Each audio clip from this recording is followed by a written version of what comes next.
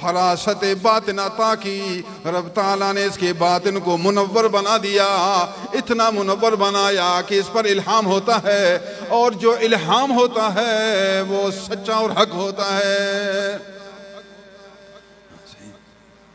ایسے لوگ بھی ہیں دنیا میں، سچے لوگ۔ وہ میں نے وہ دودھ والا قصہ سنایا اس لیے کہ پتہ چلے کہ عمر جاہل نہیں، عمر عالم ہیں، علم والے ہیں۔ علم والے کا الہام معتبر ہوتا ہے۔ آپ کے پاس علم ہوتا نہیں، پھر آپ اپنے دل کے وہم کو الہام سمجھتے ہیں۔ وہم اور ہے، الہام اور ہے۔ وہم الہام کے فرق کو اہل علم سمجھتے ہیں۔ کئی لوگ وظیفے شروع کیے، ریاضتیں شروع کی، بغیر رہنما کے ہلاک ہو گئے، جبکہ ان کے پاس قرآن و سنت کا علم نہیں تھا۔ اللہ سبحان اللہ۔ دیکھیے میں آپ کو کیسی اچھی اچھی باتیں سناتا ہوں۔ آپ کو الہام تو ہوگا، لیکن ایسا نہیں کہ آپ الہام سے دھوکہ کھائیں۔ جب بھی دل میں کوئی القاء ہو، اس کو اپنے پیر کے سامنے پیش کریں۔ حضرت یہ القاء ہوا ہے، صحیح یا غلط؟ کامل بن گئے، پھر قرآن و سنت پر پیش کرنا ہے، سچ یا باطل۔ قرآن و سنت فیصلہ کرے گا۔ اگر برابر ہے تو شکر ہے خدا کا، اللہ تیرا شکر کہ تو نے مجھے الہام فرمایا۔ آپ کا خادم آپ کے سامنے ہے، اللہ کا فضل، نبی کریم صلی اللہ علیہ وسلم کے صدقے، میرے پیر کی برکت، آپ کی تعلیم و تربیت، اس فقیر کو بھی رب تعالیٰ الہام کرتا ہے۔ جس حال میں بھی ہوں، میں جس درجے میں بھی ہوں، مجھے بھی الہام ہوتا ہے، لیکن شیطان کو طاقت نہیں جو ہمیں دھوکہ دے سکے کہ غلط چیز کو شرعی الہام میں متشکل بنا کر ظاہر کر دے۔ ہمیں پتہ چلتا ہے کہ یہ الہام حق ہے یا یہ خیال باطل ہے۔ خیال باطل تو آتا نہیں، تاہم الہام وہ قرآن سنت کے موافق ہوتا ہے، جس سے ہمیں تائید ہوتی ہے، دل کو راحت ملتی ہے، اس مالک کا شکر ادا کرتے ہیں۔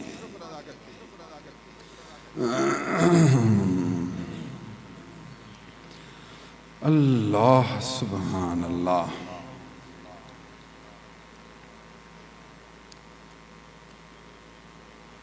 وقت مختصر ہے، میں حضرت عمر فاروق اعظم کے کچھ عمل آپ کو سنا رہا ہوں۔ خلیفۃ المسلمین پر لازم ہے کہ علماء کا مہینے کا خرچہ دے۔ یہ عالم دین علم کا کام کرتا ہے، ہر مہینے اس کو خرچہ دے، اس کو کہتے ہیں وظیفہ دے۔ جو فیصلے کرتے ہیں لوگوں کے قاضی، ان کا وظیفہ دے۔ جو مجاہدین جہاد کے لیے مقرر ہیں، ان کا وظیفہ مقرر کرے۔ نبی کریم صلی اللہ علیہ وسلم کے اہل بیت کا وظیفہ مقرر کرے، جن میں حضور کی بیویاں، حضور کی صاحبزادیوں کے بیٹے بیٹیاں، ان سب کا وظیفہ آپ ادا کریں گے۔ آپ خلیفۃ المسلمین ہیں، آپ کے ذمہ ہے، سنبھالیں، ان سب کو خوش رکھیں، ہر ایک کو اس کی عزت کے موافق درجہ دیں۔ اللہ۔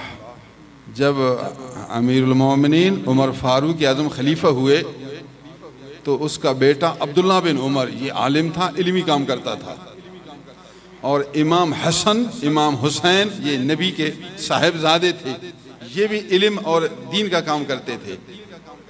تو ہر مہینے امام حسن کو 1000 درہم دیتے تھے،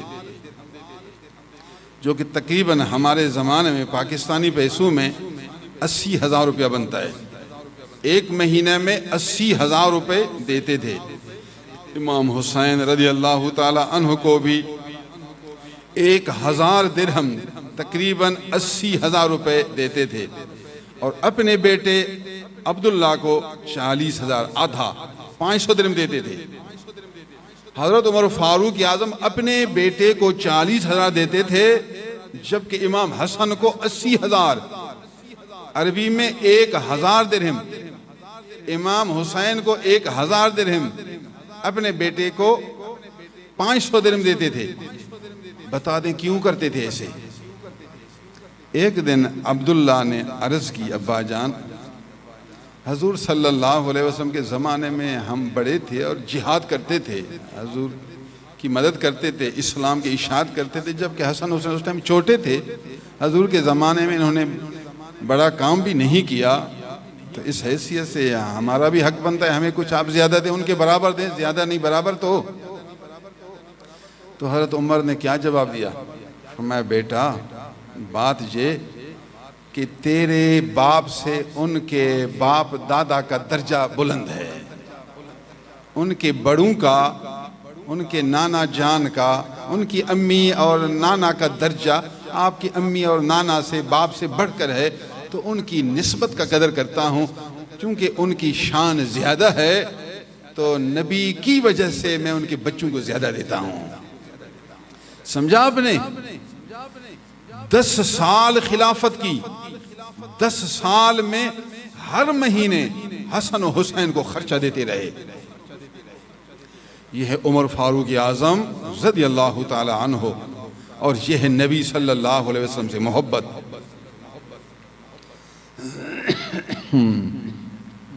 حسن حسین رضی اللہ تعالی عنہما کا مقام تو بلند ہے، ان کی شان تو زیادہ ہے۔ اسامہ بن زید بن حارثہ، زید بن حارثہ نے اپنے آپ کو نبی کا بیٹا بنایا، غلام بنایا، اپنے ماں باپ کو چھوڑ کر مکے میں حضور کا غلام بن گیا، بیٹا بن گیا۔ تو زید بن حارثہ کو نبی نے شادی دلوائی، زید سے بیٹا پیدا ہوا اسامہ، تو اسامہ بھی نبی کا بیٹا تھا، پیار کا بیٹا۔ تو حضور زید سے بھی پیار کرتے تھے، اسامہ سے بھی پیار کرتے تھے۔ لوگوں کو جب کسی چیز کی ضرورت پڑتی تو اسامہ کو کہتے جا کر نبی کو عرض کر دو، اسامہ بچوں کی طرف جا کر نبی کو عرض کرتے حضور فلاں آدمی آیا اور یوں عرض کرتا ہے۔ تو یہ بچوں کی طرف بغیر اجازت گھر میں جاتا رہتا تھا اسامہ۔ تو عمر فاروق اعظم رضی اللہ تعالیٰ عنہ اسامہ کو اپنے بیٹے سے زیادہ وظیفہ دیتے تھے، اسامہ کو اپنے بیٹے سے زیادہ وظیفے دیتے تھے۔ فرماتے تھے کہ عبداللہ میرا بیٹا ہے اور اسامہ نبی کے پیارے کا بیٹا ہے، تو میرا دل چاہتا ہے کہ میں نبی کی قدر کروں، اسامہ نبی کو پیارا، زید نبی کو پیارا، پیارے کا پیارا بچہ ہے، اس کو زیادہ دوں گا تو نبی کریم خوش ہو جائیں گے۔ ہے کوئی ایسا بے نفس آدمی؟ ہے کوئی ایسا مردہ نفس، مردہ خواہشات نفسانیہ سے آزاد ہونے والا آدمی؟ ہے کوئی نبی صلی اللہ علیہ وسلم سے اتنی محبت کرے کہ ان کی وجہ سے ان کے پیاروں سے بھی محبت کرے؟ یہ سچے لوگ، میں آپ کو عمل سنا رہا ہوں، عمل۔ تعریف منہ سے تو کرتا ہے، کچھ کر کے بھی تو دکھا، کر کے بھی تو دکھا۔ بولنا آسان ہے، کرنا مشکل ہے۔ سچا وہ ہے جو کر کے دکھائے۔ بولنے سے دھوکہ نہ کھائیں۔ صحیح میں مراقبہ بھی کرتا ہوں، ذکر بھی کرتا ہوں، ایسے خواب دیکھتا ہوں، کچھ کر کے بھی دکھا نا۔ آپ سنت پر کتنا عمل کرتے ہیں، تکبر سے کتنا چھٹکارا پاتے ہیں، ریا سے کتنا آزاد ہیں، یہ صفتیں بیان کرو۔ صحیح اب نفس کی شامتیں اس درجے پر ہیں، خواہشات نفسانی سے اتنی آزادگی ہے، یہ بیان کرو۔ عمل بھی بیان کرو، نہ صرف مراقبہ بیان کرتے ہو۔ مراقبہ کا مطلب یہ ہے کہ آپ نفسانی خواہشات سے آزاد ہو جائیں اور صفات جمیلہ سے متصف ہو جائیں۔ یہ کسی اپنے شیخ کو سناؤ، کسی اتنا مراقبہ کیا اور اب حالت باطن یہ ہے کہ بری صفتوں سے اتنا آزاد ہو چکا ہوں، اچھی صفات سے اتنا متصف ہو چکا ہوں۔ ہم وہ پیر نہیں جو صرف تیرے ان مراقبوں سے دھوکہ کھائیں، مراقبوں کا جو نتیجہ ہے وہ بھی دیکھتے ہیں کہ تیرے اندر نتیجہ کتنا آیا، وہ بھی تو ٹھیک کر۔ دیکھ عمر فاروق اعظم کو، اللہ سبحان اللہ، کہتے ہیں اہڑیوں رانیوں کڈیں پیدا تھیندیوں، اہڑیوں رانیوں، اہڑا رانا اہڑیوں رانیوں۔ بابا حضور قبلہ عالم فرماتے تھے، پیر مٹھا نے ایک فقیر کو کہا کہ فلاں آدمی کو پکڑ کر لاؤ، فلاں آدمی کو، اس سے تھوڑی غلطی ہو گئی تھی، کسی نے شکایت کی، حضور نے اس کو کہا کہ اس کو بلاؤ۔ اس کو تھوڑا ڈر تھا، وہ فقیر گیا، اس کو کہا کہ پیر مٹھا آپ کو بلا رہا ہے۔ وہ سمجھ گیا، ڈر گیا، بہانہ کیا، بہانہ، نہیں آؤں گا یوں۔ اس نے کافی اس کو کہا لیکن آیا نہیں۔ آ کر حضور کو عرض کیا، حضور وہ نہیں آتا۔ اس کو میں نے کہا وہ نہیں آتا۔ حضور کو پہلے تکلیف تھی، ارادہ تھا کہ وہ پہنچے، کہا فقیر تم اس کو پکڑ کر ہننا بھی ہے نا ان کو، زور نال گھنا بھی ہاں کسی میں بڑی کوشش کی تو آیا نہیں. فرمایا اگر غلام صدیق کو آکھاں نا ان دے کن پکڑ کے گھنا بھی آؤں کو. میں اگر غلام صدیق کو آکھاں نا ان کو پکڑ آنا دیر نہ کرے ہاں کن پکڑ دے مجھے چھکا بھی آئی تھا تو بھی ڈھیلا جو ان کو پکڑ کر نہ آئیں. سمجھتے ہو پیر مٹھا کو غلام صدیق پر یقین تھا کہ یہ سچا آدمی ہے. یہ یوں نہیں کہے گا اس کے کان کو پکڑوں گا کل وہ مجھ سے دکان سے سامان نہیں لے گا. کان پکڑوں گا کل وہ مجھے فائدہ نہیں پہنچائے گا کل میرا دشمن بن جائے گا. خدا کا بندہ دشمن بنے تو بنے ناراض ہو جائے تو ناراض ہو جائے دکان پر آنا بند کرے تو کرے ہاں پوری دنیا جائے تو جائے لیکن پیر کا فرما نہ جائے. تو اپنے مفاد کے لیے کام کرتا ہے کہ میرا نقصان ہوگا. پیر کے فرمان کو چھوڑتا ہے وہ چھوڑنے والا نقصان نہیں ہے لیکن یہ سمجھتا ہے کہ میرا نقصان ہوگا. سبحان اللہ. سمجھتے ہیں. ایک دفعہ پیر مٹھا ایک آدمی پر ناراض ہوئے. اللہ والے ناراض ہوتے ہیں اصلاح کے لیے ناراض ہوتے ہیں. اگر ولی کامل آپ پر ناراض ہو جائے تو شکر کر کہ میرے اندر کوئی چیز ہے تو ناراض ہوا. میرے اندر اس نے استعداد پائی تو ناراض ہوا. سمجھ گیا کہ یہ بھاگ نہیں جائے گا. جتنا ناراض ہو جاؤں گا یہ گر جائے گا پاؤں پر بھاگے گا نہیں. معافی مانگے گا تو اور ترقی کرے گا بلند درجہ پائے گا مقام اس کا بلند ہوگا. مرید پر ہم ناراض ہو گئے. مرید نے عاجزی شروع کی معافی مانگی در نہیں چھوڑا اس مرید کا درجہ پہلے سے بڑھ جائے گا. کوئی شک نہیں ہے کوئی اس میں حرج. پیر مٹھا ایک شخص پر ناراض ہو گئی. ناراضگی زیادہ ہو گئی. فقیروں کو اعلان دیا فقیروں کو کوئی اس کا ہاتھ نہ لے. اس کا ہاتھ کوئی نہ لے. جو لے گا مرید ہے تو بیعت ختم خلیفہ ہے تو خلافت ختم. بس ناراض جو ہو گئے. ناراضگی میں یہ دو جملے کہہ دیا اس آدمی سے کوئی ہاتھ نہ ملائے. جو ہاتھ ملائے گا مرید تو مریدی ختم خلیفہ تو خلافت ختم. ہاں صحیح ہے. لوگ دیکھ رہے ہیں کہ کون ملتا ہے کون کیا کرتا ہے. کچھ بھول میں ملیں گے اور کچھ نفس کی وجہ سے ملیں گے اور کچھ نہیں ملیں گے. جو سچے ہیں نہیں ملیں گے بس دور رہیں گے. میرے والد گرامی حضور قبلہ عالم علیہ رحمہ نے فرمایا مجھے اعلان کا پتہ نہیں تھا. میں رحمت پور میں نہیں رہتا تھا. میں تو رتو دیرہ مسکین پور کا تھا. وہاں سے آیا ماہانہ اجتماع پر. مجھے پتہ نہیں تھا. وہ میرے سامنے آیا تو میں ہاتھ لیا. سب نے کہا خلافت ختم. مجھے کچھ پتہ نہیں تھا. میں نے جو ہاتھ ملایا تو یہ شور مچ گیا کہ خلافت ختم. میں ادھر ادھر دیکھ رہا تھا کیا بات ہے. لوگوں سے پوچھا بھئی کیا بات ہے. اس نے کہا خلافت ختم. پیر مٹھا نے اعلان دیا جو اس کا ہاتھ پکڑے خلافت ختم. میں ڈر گیا. با اللہ والے ایسی غیرت والے ہیں اللہ رحم کرے. خلافت ختم. ایک آدمی کے ذمہ تھا جو ہاتھ پکڑے اس کا نام لکھو پھر اس کو بعد میں میرے ساتھ ملاؤ کہ اس نے ہاتھ کیوں پکڑا. ہاں سی وہ آدمی نام لکھ رہا ہے. جو بھی دیکھتا ہے اس کو بتاتا ہے فلاں نے ہاتھ پکڑا فلاں نے ہاتھ پکڑا. اجتماع گزر گیا. دوسرے دن سب کو بلایا گیا جی اندر آؤ. یہ آپ نے ہاتھ کیوں پکڑا جبکہ پیر کا حکم تھا ہاتھ اس کا نہ پکڑو. پھر آپ نے ہاتھ پکڑا اس کا. حضور قبلہ عالم فرماتے ہیں میں بھی کونے میں بیٹھ گیا. میں نے بھی ہاتھ تو ملایا تھا کونے میں بیٹھ گیا اور سب آدمی بیٹھے ہیں لائن سے. پیر مٹھا نے فرمایا خلیفے کو کہ آپ نے ہاتھ پکڑا. اس نے کہا حضور میں نے تیری خلافت سلام ہے. پھر دوسرے کو کہا تو نے بھی ہاتھ ملا. اس نے کہا تو خلیفہ ہے یا مرید ہے. کہتا تھا میں مرید. تیری بیعت ختم. بس دیر نہیں ٹھک ٹھک جواب ختم. میں ڈر گیا. با اللہ رحم کرے. بس پھرتے رہے. میں بیٹھا تھا مجھے بولا کچھ نہیں. حضور پیر مٹھا نے مجھ سے پوچھا نہیں بات بھی کچھ نہیں کی. آگے گزر گئے. ایک آدمی تھا وہ اندر میں مجھے کچھ اچھا نہیں سمجھتا تھا، حسد کرتا تھا، مجھ سے حسد کرتا تھا، خدا کی شان ہے۔ اس نے پیر مٹھا کو کہا، اس نے سوچا شاید پیر مٹھا کی توجہ غلام صدیق کی طرف نہیں گئی یا پیر مٹھا بھی بھول گئے۔ پیر مٹھا کو یاد دی حضور غلام صدیق نے بھی ہاتھ پکڑا ہے۔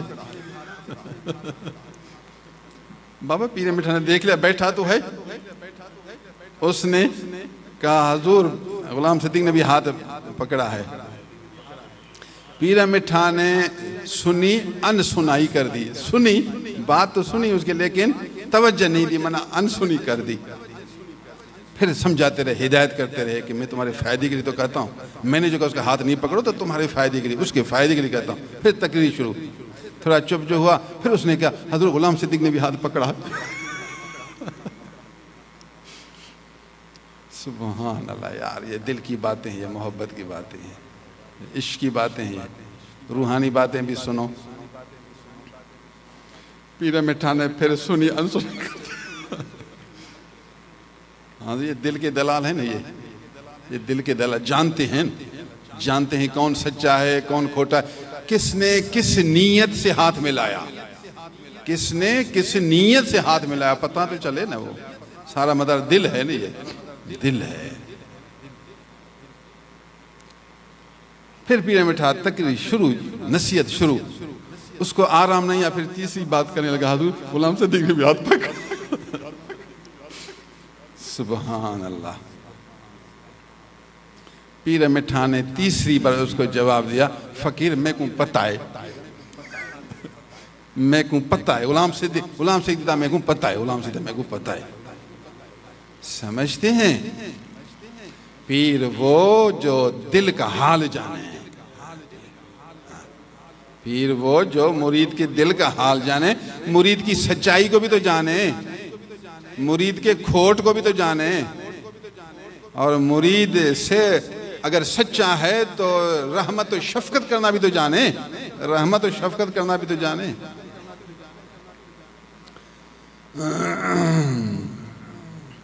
ایجھا پیرو گدھوئی لٹے جوڑے تے کوں، ایجھا پیرو گدھوئی لٹے جوڑے تے کوں، جو شے در تے دیکھے ول نہ چھوڑے تے کوں۔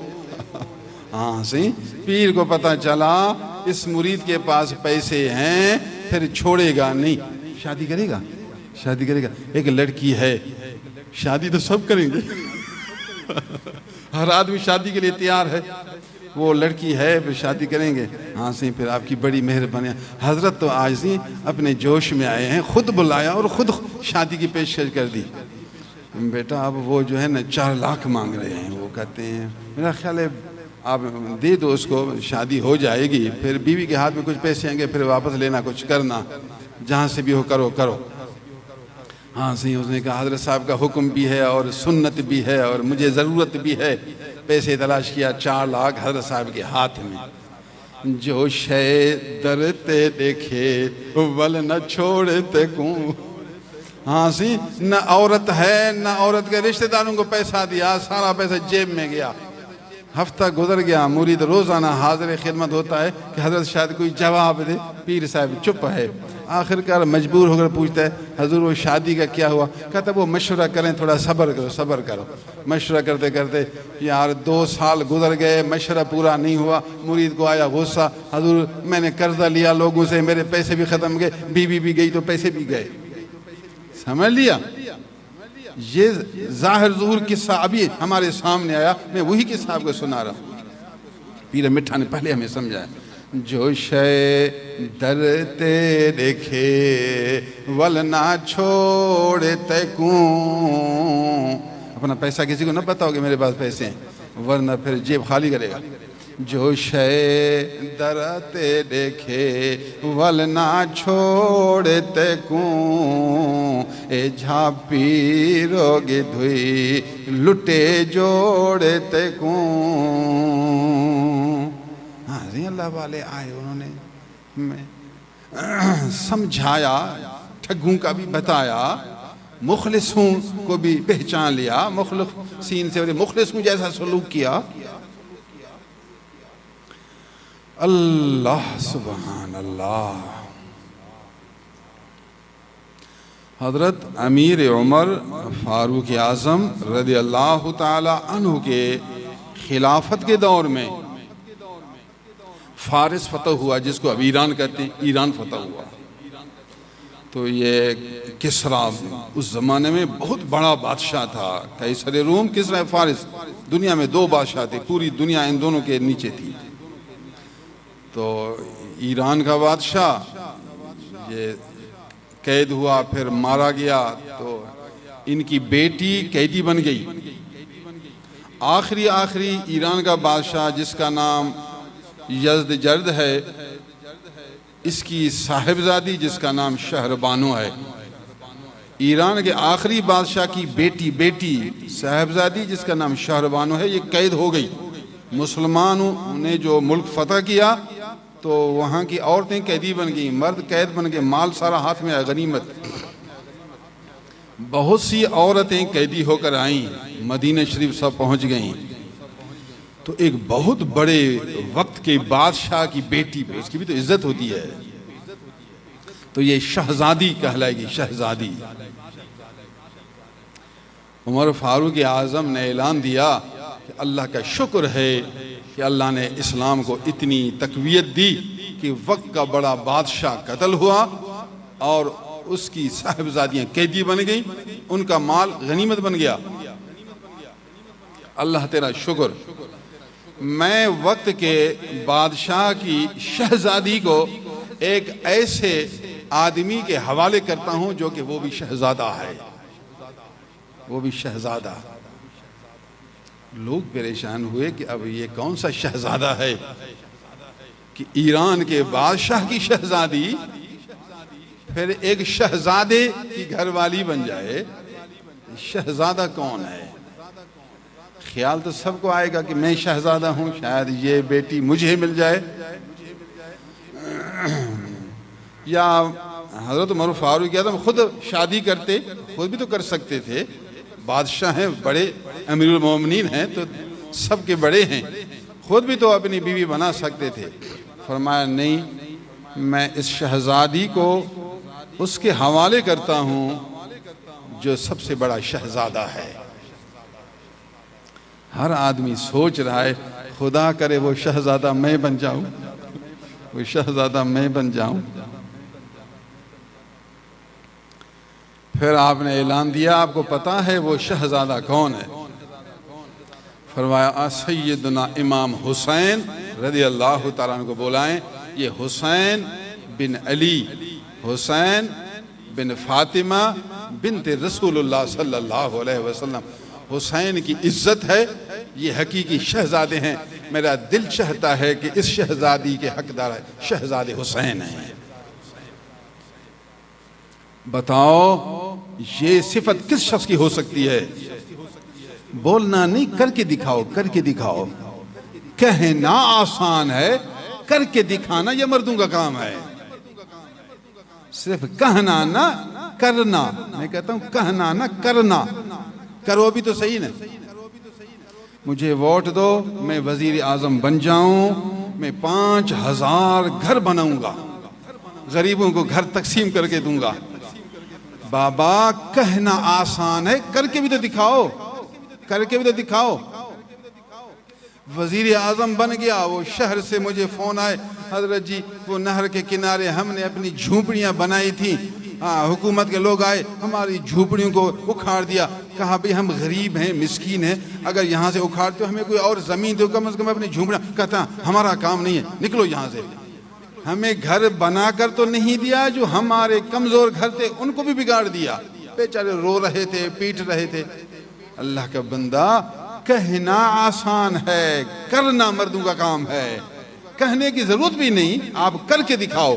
جو مرد ہوتے ہیں وہ کام کرتے رہتے ہیں، وہ خدمت کرتے رہتے ہیں، وہ اخباروں میں نہیں ڈالتے، صرف موبائل کے پیچھے نہیں پھرتے، وہ اللہ کی رضا چاہتے ہیں، لوگوں کی خوشی چاہتے ہیں، لوگوں کو خوش کرتے رہتے ہیں، اللہ کو راضی کرتے رہتے ہیں۔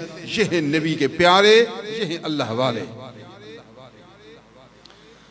اللہ سبحان اللہ۔ حضرت امام حسین رضی اللہ تعالیٰ عنہ نے شہزادی شہربانو کو قبول کیا، انہوں نے قبول کیا۔ فرمایا عمر آپ دے رہے ہیں، الحمدللہ اللہ کا فضل، آپ امیر المومنین ہیں، لوگوں کے بڑے بادشاہی لحاظ سے بڑے آپ ہیں، آپ دیتے ہیں تو آپ کا شکر، الحمدللہ اللہ کا شکر۔ سمجھا آپ نے اللہ کے پیارے بندے کیسے ہوتے ہیں، ان کے اندر کون سی صفتیں ہوتی ہیں؟ ہاں جی، اپنے بڑوں سے جھگڑا شروع، اپنے بڑوں کے خلاف باتیں شروع، ان پر مقدمہ، ان پر کیس، ان کو جیل میں لے جاؤ۔ ہاں جی، یہ عاشق ہے، یہ بزرگوں کا عاشق ہے۔ کم از کم اہل علم کی قدر کر کے تھوڑا صبر تو کرو، کچھ تو برداشت کرو۔ صبر ہر وقت اچھا ہے، لیکن اللہ والوں کی وجہ سے صبر، سبحان اللہ، یہ تو پھر اور اعلیٰ اجر ہے۔ اللہ سبحان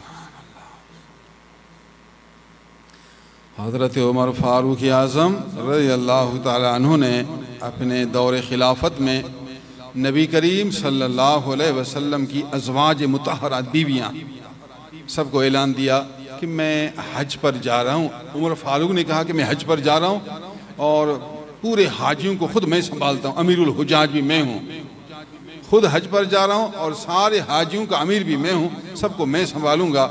بیوی صاحبان اگر حج کا ارادہ رکھتی ہیں تو میں سب کی خدمت کروں گا، سب کو سنبھالوں گا، سب کی نگرانی کروں گا، سب کا حق پورا کروں گا۔ سب بیویاں حج کے لیے تیار ہو جائیں، بیویاں حج کریں گی، بیویاں خوش، نبی خوش، اللہ خوش ہوگا۔ کون ایسے کرتا ہے؟ کون کرتا ہے یہ؟ عمر فاروق اعظم رضی اللہ تعالی عنہ نے جب حج کا سفر شروع کیا تو نبی کریم صلی اللہ علیہ وسلم کی محبت میں بی بی صاحبان کو اعلان دیا، جو سفر کرنا چاہے تو میں خدمت کے لیے حاضر ہوں۔ سب بیویاں تیار، جتنی بیویاں تقریباً سب تیار۔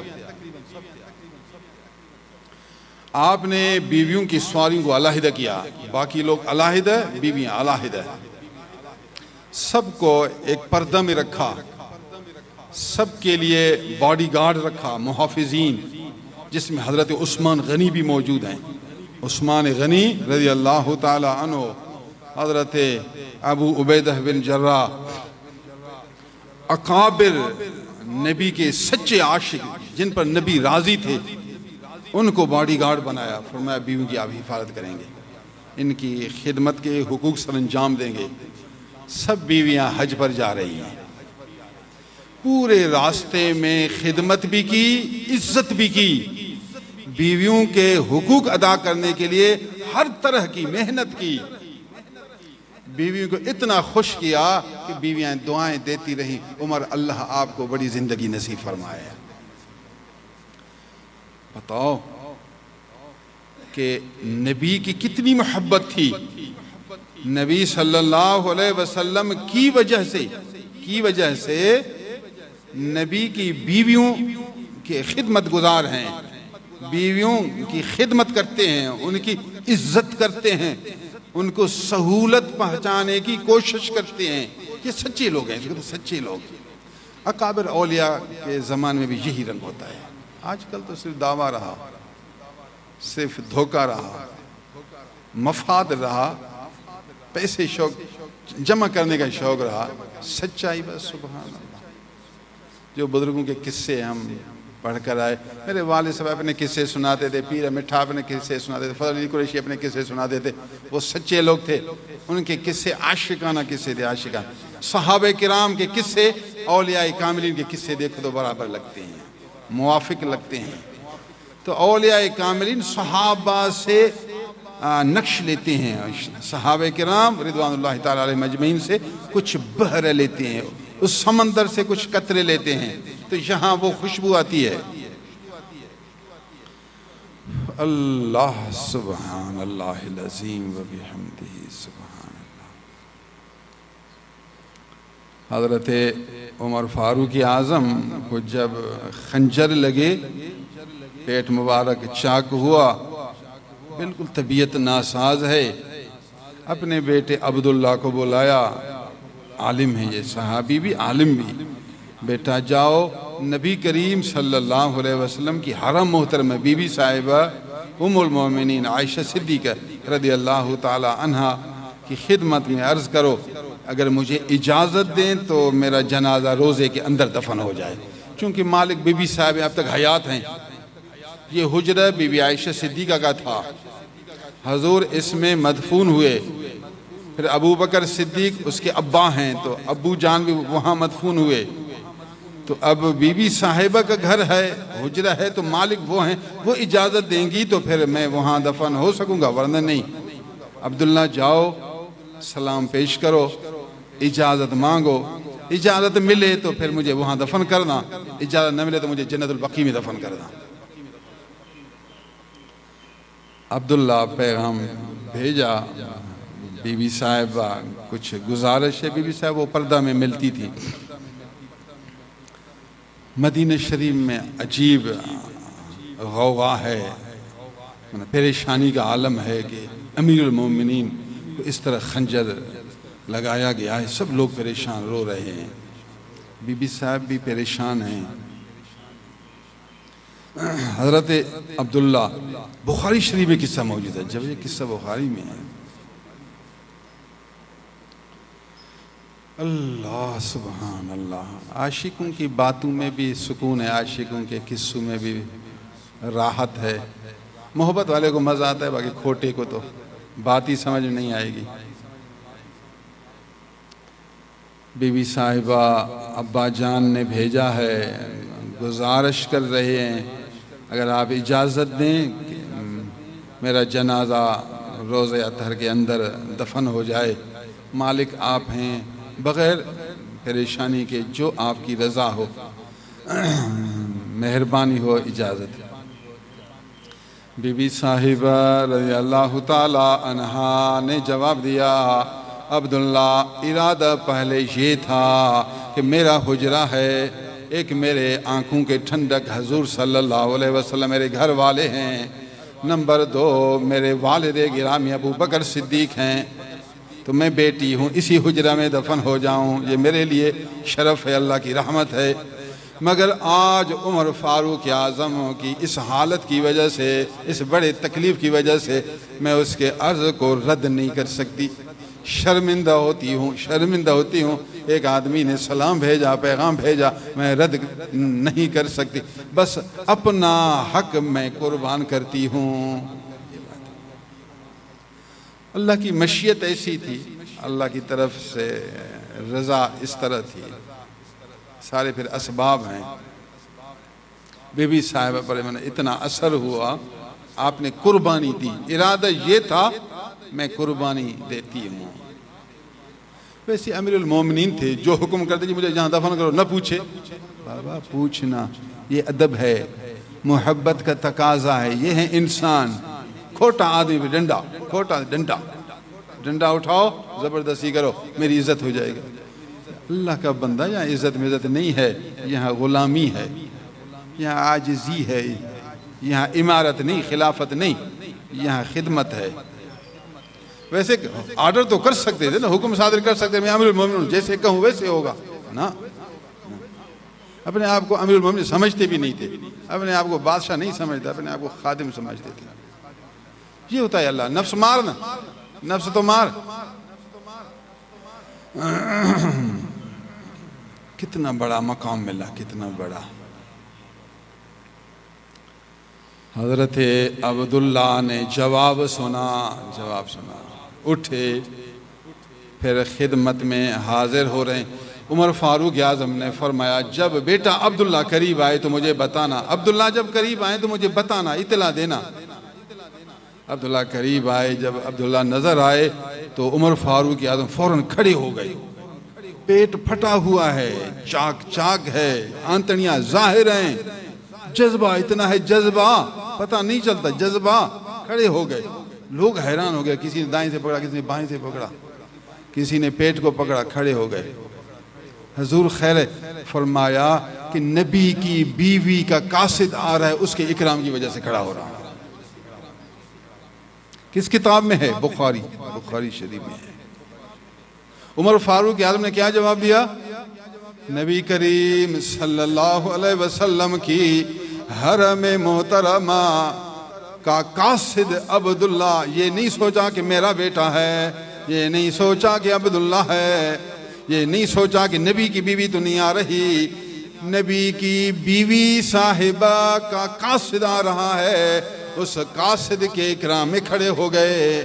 حالت یہ ہے کہ پیٹ پھٹا ہوا ہے، نہ پیٹ کی فکر ہے، نہ آنتڑیوں کی فکر ہے، نہ تکلیف کی فکر ہے، نبی کی محبت کی فکر ہے۔ یہ ہے عمر، یہ ہے محبت، یہ ہے ان کے دل کی حالت۔ یارا یہ صفتیں پیدا کر، یہ صفتیں۔ باقی بولنا بس منہ کھولنا، بولنا منہ کھولنا، اس کی ضرورت نہیں ہے بولنا منہ کھولنا، عمل کر کے دکھانا، حال پیدا کر کے دکھانا، حال پیدا کر کے دکھانا، حال پیدا کر نا، عمل کر نا۔ بیوی کا ادب تو ہے، بیوی کا آج یہ قاصد ہیں، قاصد کے لیے بھی کھڑے ہو جاتے ہیں، کہتے ہیں یہ اپنے پیر کو دیکھ کر کھڑے ہو جاتے ہیں، شرک ہے۔ خدا کا بندہ عمر فاروق اعظم نبی کی بیوی کے قاصد کے لیے کھڑے ہوتے ہیں۔ بخاری کی روایت یہ قیام کیوں کرتے ہیں؟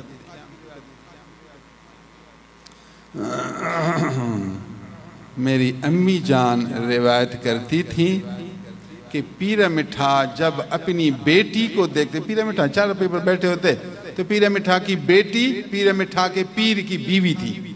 پیر مٹھا نے اپنی بیٹی صاحبزادی اپنے پیر فضل علی قریشی کو بخش دیا تھا۔ پیر مٹھا کی بیٹی تھی اور پیر مٹھا کے مرشد فضل علی قریشی کی بیوی تھی۔ پیر صاحب جو فوت ہو گئے تو پھر بیٹی ابا کے گھر آ گئی، تو ابا کے گھر میں رہتی تھی، وہاں تعلیم دیتی تھی۔ تو جب صاحبزادی نظر آتی ہیں تو پیر مٹھا چار پائی سے کھڑے ہو جاتے تھے۔ کمال ہے۔ میری امی جان نے کئی بار فرمایا اور میں نے اپنے کانوں سے سنا کہ پیر مٹھا کا ادب اتنا تھا کہ وہ اپنی بیٹی کو جب دیکھتے کہ بیٹی آ رہی ہے تو پھر آپ کھڑے ہو جاتے، بیٹی آتی بیٹھ جاتی، پھر پیر مٹھا بیٹھتے تھے۔ اتنے بے نفس لوگ بابا، نفس کی خواہشات سے فارغ، اتنے محبت والے، پیر کے ادب والے، پیر کے ادب والے، یہ ہیں دنیا کو رنگ لگانے والے، یہ ہیں اللہ کے پیارے۔ ان لوگوں کا پھر مقامی ہوتا ہے نا، ان کا تو مقامی ہوتا ہے، ان کو اللہ شرف دیتا ہے، ان کو سکینت دیتا ہے، طمانینت دیتا ہے۔ میں آپ کو کچھ اللہ والوں کے قصے بھی سنا رہا ہوں۔ میں آپ کو حضرت عمر فاروق اعظم کی زندگی کا وہ حصہ جس کا تعلق محبت سے ہے، جس کا تعلق ادب سے ہے، جس کا تعلق عمل سے ہے، عمل۔ عمر فاروق اعظم نے جو زندگی گزاری تو آپ نے اپنی زندگی میں کون سے کام کیے؟ وہ کام بھی تو سیکھ نا، صحابہ کرام کے کام بھی تو سیکھ۔ آپ کو علم کی ضرورت ہے۔ اہل علم جنہوں نے اپنی زندگی احادیث پڑھنے، یاد کرنے، پڑھانے میں گزاری، ان کی صحبت میں آ۔ دیکھیے آپ 1 گھنٹہ میرے پاس آئے، میں نے آپ کو کتنی حدیثیں سنائیں، میں نے آپ کو کتب حدیث سے، ضعیف باتیں بھی نہیں، ضعیف روایتیں، ہماری عادت ہی نہیں کہ ہم ضعیف باتیں سنائیں۔ ضعیف باتیں کتابیں لکھی، جو ضعیف روایتیں تھی سب ہٹا دیں، جو صحیح روایتیں تھی اگرچہ تھوڑی ہوں، روایتیں کم ہوں، تھوڑی ہوں، مگر صحیح روایتیں وہی ہم نے نقل کی۔ بات سچی ہو اگرچہ تھوڑی ہو، یہ ہے اہل حق کا طریقہ، یہ ہے اہل دل کا شیوا۔ ہاں سی کھوٹے موٹے سارے جمع کر کے انبار بناؤ نا، اس طرح نہ کرو، کھوٹے موٹے سارے جمع کر کے انبار بناؤ۔ اللہ، یہ مہینہ محرم الحرام ہے، اس کا دوسرا حصہ اہل بیت سے ہے، امام حسن، امام حسین، سبحان اللہ۔ دونوں سے نبی کریم صلی اللہ علیہ وسلم کا پیار اتنا تھا، جب حسن آتے حضور ان کو دائیں پاؤں پر بٹھاتے، جب حسین آتے تو اب اس کو بائیں ران پر بٹھاتے، دونوں نبی کے جھولی میں بیٹھتے، حضور ان دونوں کو اپنے ہاتھوں سے ایسے پکڑ لیتے۔ یہ تھے حسن و حسین۔ پھر حضور ان دونوں کو چومتے، پھر ان دونوں کو سونگھتے، ناک رکھ کر سونگھتے تھے، پھر کبھی کبھار ان دونوں کے ہونٹوں میں ہونٹ ملا کر چوستے تھے، پھر فرماتے تھے اللہ میں ان دونوں سے محبت کرتا ہوں، اللہ میں ان دونوں سے محبت کرتا ہوں، پیار کرتا ہوں، اللہ تو بھی ان سے محبت فرما۔ پھر فرمایا اللہ میری ایک اور عرض ہے، جو ان دونوں سے پیار کرے اس آدمی سے بھی پیار فرما۔ کمال ہے۔ اللہم انی احبہما فاحبہما واحب من یحبہما۔ اللہ ان دونوں سے پیار کرتا ہوں، تو بھی ان سے پیار فرما، اور جو ان سے پیار کرے ان سے بھی پیار فرما۔ منہ کا پیار نا، منہ کا پیار نا، دل والا پیار، حقیقی پیار۔ ہمارے زمانے میں پیار کا بھی ایک رسم ہو گیا ہے، رسم۔ نماز نہ پڑھے، داڑھی بھی نہیں، سر پر کچھ نہیں، پتلون انگریزی ڈریس ہے، نہ سیرت نہ صورت، نہ سیرت نہ صورت، نہ خالو نہ خط، ترانا میں محبوب کردن غلط، سیرت بھی نہیں صورت بھی نہیں، کہتا میں عاشق ہوں۔ کیسے بابا، نہ سیرت نہ صورت، کیسے عاشق؟ اس لیے کہتا ہوں زبان کا دعویٰ نہیں، سچا عاشق جو حسن حسین سے سچی محبت کرے، خدا کی قسم وہ خدا کا محبوب بن جائے گا۔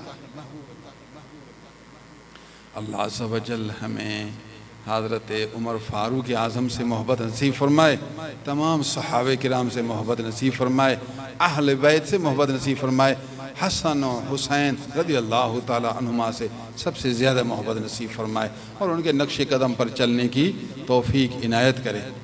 میں آپ کو دعوت دیتا ہوں اللہ کا ذکر بہت کریں، روزانہ 20 منٹ آدھا گھنٹہ ٹائم نکالیں، زبان بند آنکھیں بند سر جھکا کر خیال کریں اللہ میرے سامنے، میرا دل اللہ تعالیٰ کو دیکھ رہا ہے اور اللہ اللہ اللہ کر رہا ہے۔ اس مراقبہ، اس ذکر کرنے سے آپ کا دل صاف ہوگا، آپ کو اخلاص پیدا ہوگا، آپ کو حضور قلب ملے گا، دل میں یکسوئیت پیدا ہوگی، آپ کی خواہشات نفسانیہ گھٹتی جائیں گی۔ جتنا آپ مراقبہ زیادہ کریں گے جو نفسانی بری صفتیں ہیں وہ گھٹتی جائیں گی، کم ہوتی جائیں گی۔ آپ اللہ کی یاد میں فانی ہو گئے تو خواہشات بالکل مٹ جائیں گی۔ پھر آپ اس پر استقامت کریں، تھوڑا غافل ہوں گے تو پھر خواہشات آئیں گی، استقامت کریں۔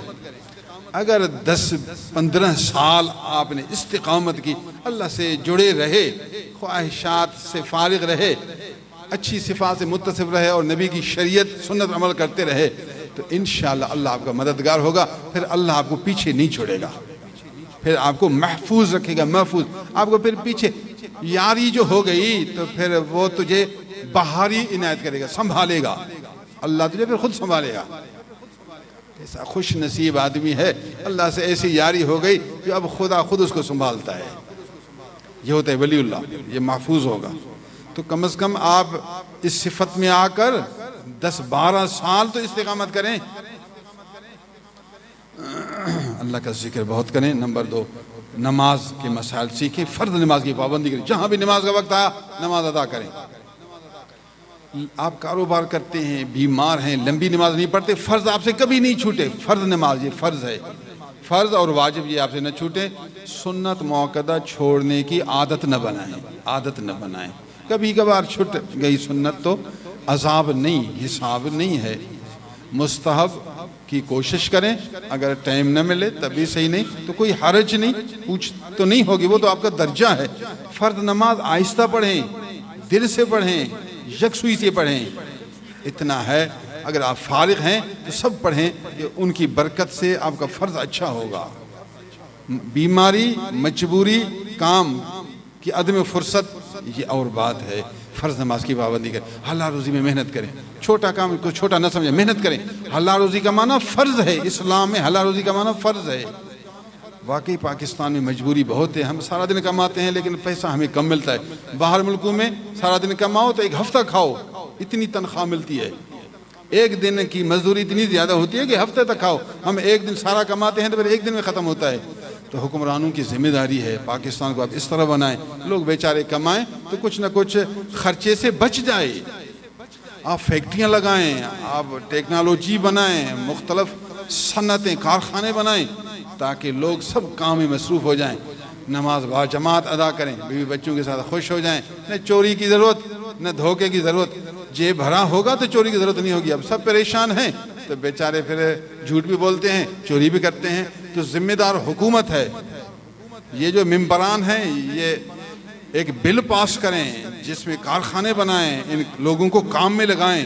پاکستان کے جتنے بھی نوجوان ہیں یہ سرٹیفکیٹ لے کر نہ پھریں، یہ کام میں لگ جائیں، جلدی جلدی فارغ ہو جاؤ، امتحان دو، آؤ کام میں لگ جاؤ، بلکہ پڑھتے بھی رہو، کام بھی کرتے رہو، پڑھتے بھی رہو اور کام بھی کرتے رہو۔ ماشاءاللہ جی، میٹرک کے بعد بچہ کام بھی کر رہا ہے اور پڑھ بھی رہا ہے۔ ویسے بھی نوجوان ہے، گھر میں بھی ضرورت ہے تو جو فیس ہے اس کی بھی طاقت مل جائے گی، کام کا بھی تجربہ ہو جائے گا، ماں باپ اتنے پریشان نہیں ہوں گے، علم بھی بڑھتا رہے گا، فن بھی بڑھتا رہے گا، تعلیم بڑھتی جائے گی اور کام بھی کرتا رہے گا۔ سبحان اللہ، یہ ہے اچھا بادشاہ، اچھے بادشاہ کی صفت، اپنے ملک کی حفاظت، ملک کی خدمت۔ حلال روزی کم ہے، اگر ہمارے بادشاہ مجبور ہیں یا وہ توجہ نہیں دے رہے یا ان کی غلطی ہے، ہم بھی مجبور ہیں، پھر کوشش تو کرتے رہیں گے۔ بڑا اجر ہے آپ کے لیے، بڑا ثواب ہے جو آپ حلال روزی کماتے ہیں، دکھ سکھ میں بیچارے چلتے ہیں، صحیح مجبوری ہے، پیسہ پورا نہیں ہوتا، آپ مجاہد ہیں، پھر مجاہد ہیں، صبر کر رہے ہیں، پھر حلال روزی کما رہے ہیں، پھر دعائیں کر رہے ہیں۔ مجھے امید ہے آپ کو اللہ بڑا اجر دے گا۔ حلال روزی کمائیں، اپنے بیوی بچوں کا خیال رکھیں، فضول خرچی نہ کریں، نشہ نہ پئیں، غلط یاروں کے پاس نہ جائیں، بیوی کا خیال رکھیں، بچوں کا خیال رکھیں۔ بیوی غریب کو 1 روپیہ دیں گے 10 روپے کا ثواب، بیوی کو 1 روپیہ دیں گے تو 20 روپے کا ثواب ملے گا، ڈبل ثواب۔ بیوی کو 1 روپیہ دیں گے تو ڈبل ثواب ملے گا، ڈبل۔ اپنی بیوی کو تو خوش رکھو، بچوں کو تو خوش رکھو۔ بچوں کو خوش نہیں رکھتا، بیوی کو خوش نہیں کرتا، باقی دوسروں کو دیتا ہے۔ پہلے گھر والوں کو خوش رکھو، کچھ بچے تو پھر آپ اہل دین کی خدمت کرو، غریبوں کی خدمت کرو، فقیروں کی خدمت کرو، جو دین کی خدمت کرتے ہیں ان کی خدمت کرو۔ دین کی خدمت 2 طریقوں سے ہے، ایک علم پڑھتا اور پڑھاتا ہے، یہ بھی دین کی خدمت ہے۔ جو تبلیغ کرتے ہیں یہ بھی دین کی خدمت ہے، جو جہاد کرتے ہیں وہ بھی دین کی خدمت ہے۔ جو دین کی خدمت کرتے ہیں آپ ان کی خدمت کریں گے تو یہ دین کی خدمت ہے۔ ہمارے نبی تبلیغ کرتے تھے، جہاد کرتے تھے اور صحابہ خدمت کرتے تھے، خیرات پیش کرتے تھے، تو یہ سب سے اعلیٰ خیرات ہے۔ سبحان اللہ العظیم و بحمدہ، سبحان اللہ۔ کامل پیر تلاش کریں، عالم بعمل، پرہیزگار، مخلص، صاحب دل، ایسا پیر تلاش کریں، اس کی بیعت کریں، اس کا مرید بن جائیں، اس کی جماعت میں اپنے آپ کو داخل کریں۔ نتیجہ کیا ہوگا؟ اس کی دعائیں آپ کو پہنچیں گی، اور نسبت کی وجہ سے آپ اس کی صحبت میں آئیں گے، قرآن و حدیث کا سبق سنتے رہیں گے، آپ کا دل روشن ہوتا جائے گا، آپ بے پیر نہ رہیں گے، شیطان کے ساتھی نہ بنیں گے۔ قیامت تک اب کوئی نبی نہیں آئے گا، نبی تو نہیں آئے گا، ہمیں اصلاح کون کرے؟ تعلیم ہماری کون کرے؟ رہبری، رہنمائی کون کرے؟ نبی کے نائب، علماء ربانیین، یہ نبی کے نائب ہیں، ان کی صحبت میں جائیں، مرید بنیں، کوشش کریں جو ان کی اجتماع والی تاریخ ہے اس پہ پہنچ جائیں، دوسروں کو بھی تبلیغ کریں، اور وہ آپ کے دل کو دھوئے گا، آپ کو سمجھائے گا، مسئلہ پوچھے سے یہ مسئلہ مہینے میں پیش ہے، کیا ہے اس کا مطلب، کیا اس کا جواب، کیا یہ کام کیسے کروں، یہ کام کیسے کروں، پوچھتے رہیں، وہ عالم ہے آپ کو صحیح جواب دیتے رہیں گے۔ پیر لیں گے تو پیر آپ کو رہبری کرتا رہے گا، انشاءاللہ آپ کی دنیا بھی بنے گی، آپ کا دین بھی بنے گا۔ جس کا کوئی پیر نہیں اس کا پیر شیطان ہے، شیطان وسوسے ڈالے گا، شیطان رہبری کرے گا، گناہوں میں ڈالے گا، بری صفات میں ڈالے گا، ہلاک کرے گا، سمجھے گا میں بھی بڑا بزرگ ہوں۔ اللہ آپ کو شاد رکھے، اللہ آباد رکھے۔ یہ ہمارے دوست ہیں جناب سعد الرحمن صاحب، اور دوسرا طالب علم ہے محمد مامون، ہمارے شاگرد ہیں، یہ 10 دن اعتکاف میں بھی ہمارے پاس رہے۔ کل انہوں نے دعوت کی، 21 آدمی بیٹھے نے کہا 21 آدمی سی خانقاہ رحیم آباد میں آئے، یہ 1-2 آدمیوں کی تبلیغ سے کراچی سے 21 آدمی آئے، ماشاءاللہ ان کو جتنا درس ملے گا، روحانی خوراک ملے گی، نبی کی محبت ملے گی، حقیقت کی شناخت ملے گی، ان سب کا ثواب ان کو ملتا رہے گا۔ جتنا وہ گناہ سے بچیں گے، نیکی کے قریب آئیں گے، ان کو بھی ثواب ملے گا اور ان کو بھی ثواب ملے گا۔ آج کل عقائد کا ٹھیک کرنا بھی تو بڑا مشکل کام ہے۔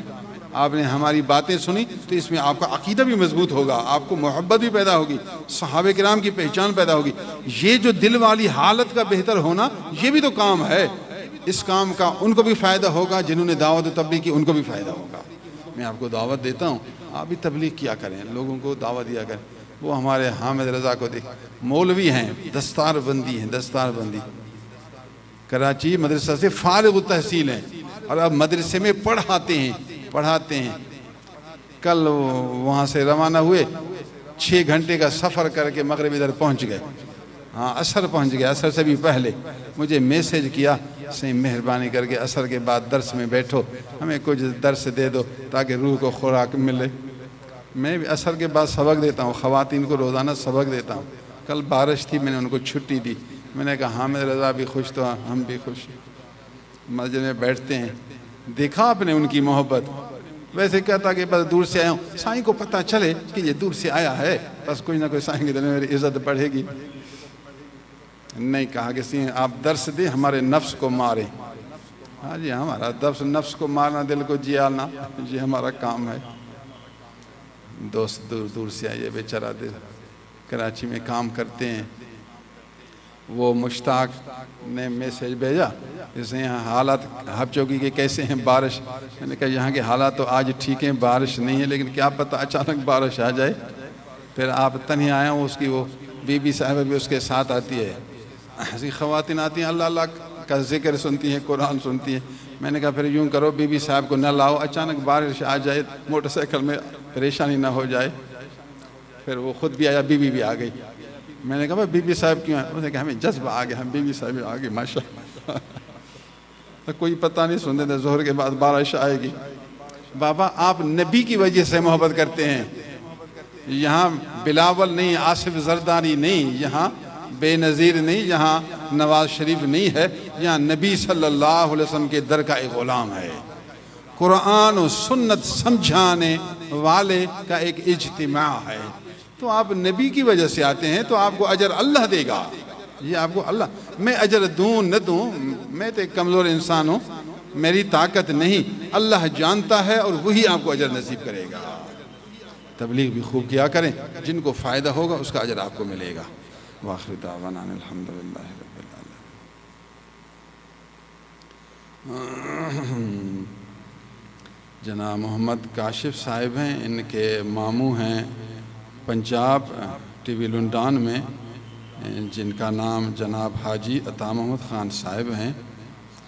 کافی سال سعودی عرب میں گزارے، بیچارے نبوی صورت میں، اچھے آدمی، اس فقیر سے بھی محبت کرتے تھے، بڑے با اخلاق مسکرانے والے آدمی، اللہ کو پیارے ہو گئے۔ اللہ عز و جل ان کو جنت نصیب فرمائے، ان کے درجات بلند فرمائے، ان کے پسماندگان کو صبر و اجر عنایت کرے۔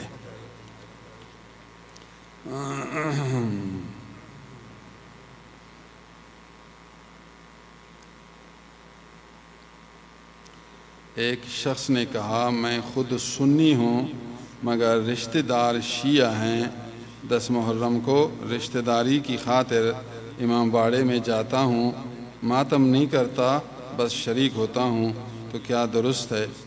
گرامی قدر، جب آپ سنی ہیں، ان کو پتہ بھی ہے کہ یہ سنی ہے، آپ واضح کر دیں جی آپ رشتہ دار تو ہیں لیکن آپ کا مسلک شیعہ ہے، میرا مسلک سنی ہے، تو میں آپ کے ان ماتموں میں شریک نہیں ہو سکتا۔ آپ مجھے برا نہ سمجھے، میں آپ کو برا نہیں سمجھوں گا، آپ اپنے رب کا جواب دیں، میں اپنے رب کا جواب دے ہوں۔ تو آپ ان غلط کام کرنے والوں کی ایک خاص مجلس میں کیوں شرکت کرتے ہیں؟ یہ شرکت کرنا گناہ ہے۔